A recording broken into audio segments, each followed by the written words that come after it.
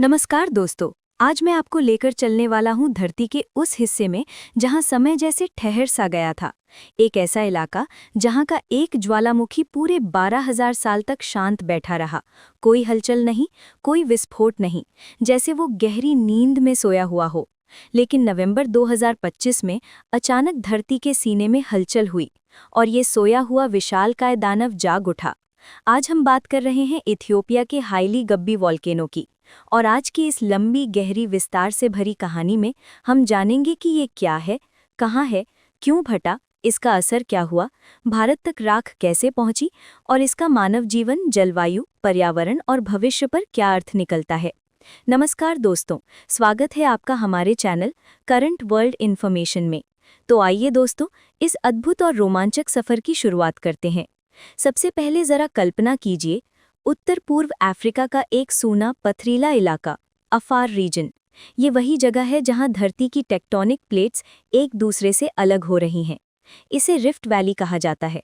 वैज्ञानिक कहते हैं कि यही वो जगह है जहां करोड़ों साल बाद एक नया महासागर बन सकता है, यानी धरती खुद को नए रूप में ढाल रही है।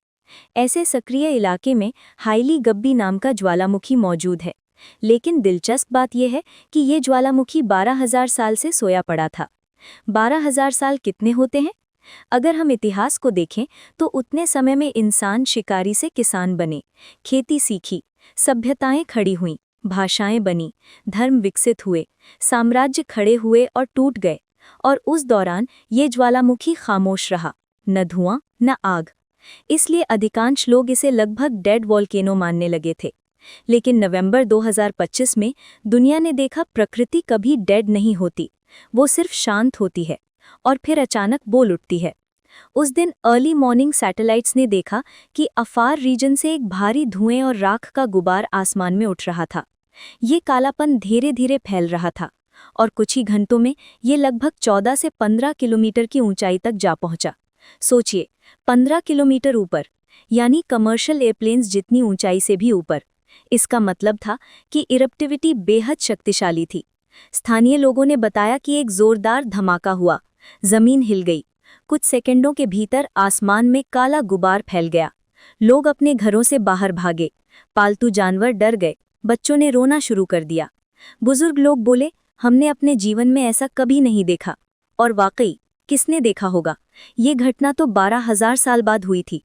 अब सवाल ये उठता है, आखिर वजह क्या थी? इतने साल शांत रहने के बाद वॉल्केनो अचानक क्यों फटा? इसका जवाब छुपा है धरती के भीतर। अफ्रीका के इस हिस्से के नीचे मैग्मा चेंबर है जो धीरे धीरे भरता रहता है। टेक्टोनिक प्लेट्स की मूवमेंट्स, खासकर अफ्रीकन प्लेट और अरेबियन प्लेट, लगातार खिसकती रहती हैं, जिससे धरती की सतह में क्रैक्स बनते हैं। ये क्रैक्स मैग्मा को ऊपर आने का रास्ता देते हैं। लेकिन हाइली गब्बी के मामले में ये रास्ता हजारों साल तक खुला नहीं। मैग्मा नीचे जमा होता रहा, दबाव बढ़ता रहा और आखिरकार नवंबर 2025 में वो दबाव अपनी सीमा पर पहुंचा। धरती फटी, ज्वालामुखी जाग उठा। इस इरप्शन में निकली राख सिर्फ साधारण राख नहीं थी। वॉल्केनिक ऐश बेहद खतरनाक होती है। इसमें छोटे छोटे रॉक पार्टिकल्स होते हैं जिन्हें माइक्रोस्कोप के नीचे देखने पर पता चलता है कि ये tiny sharp glass like particles होते हैं।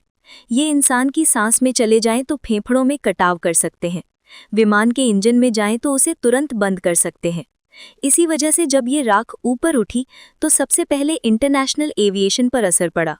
इथियोपिया, केन्या, सऊदी अरब और यमन की कई फ्लाइट्स तुरंत कैंसिल कर दी गई।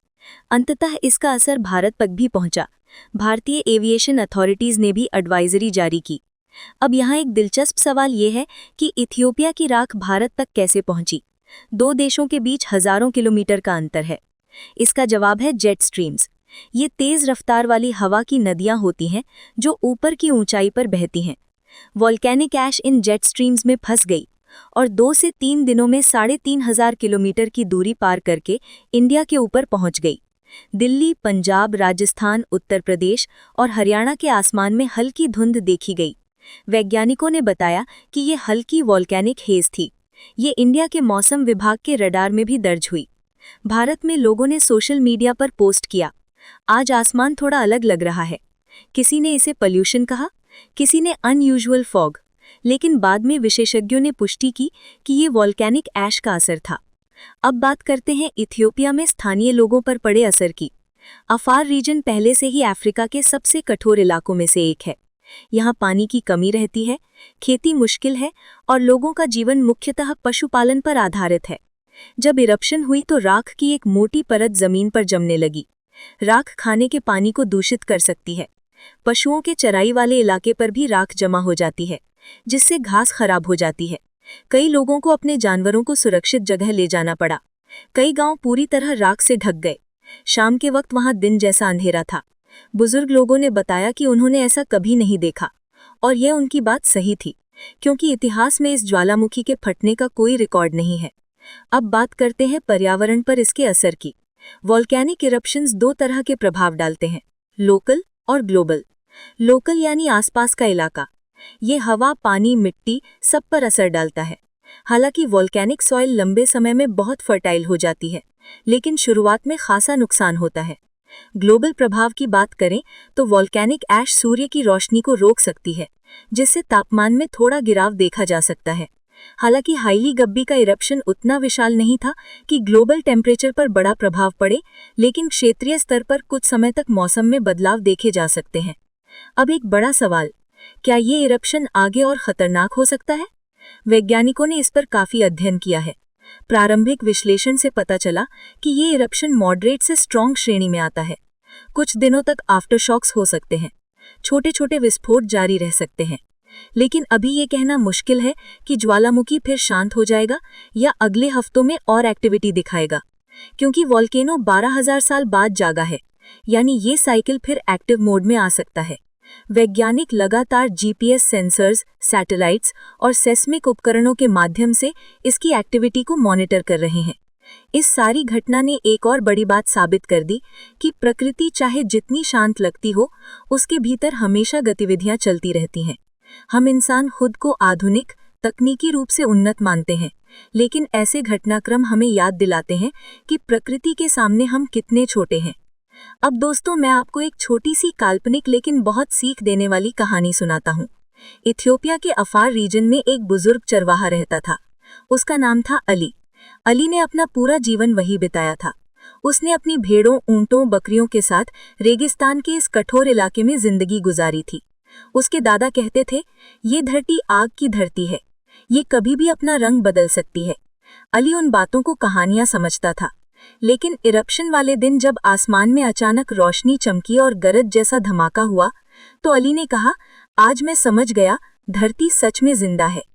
विज्ञान और मानवीय अनुभव दोनों हमें यही बताते हैं कि प्रकृति गहरी है, रहस्यमयी है और कभी भी परिवर्तन ला सकती है। अब ये इरप्शन दुनिया को क्या सिखाता है? पहली बात, रिमोट सेंसिंग और सैटेलाइट मॉनिटरिंग कितना जरूरी है।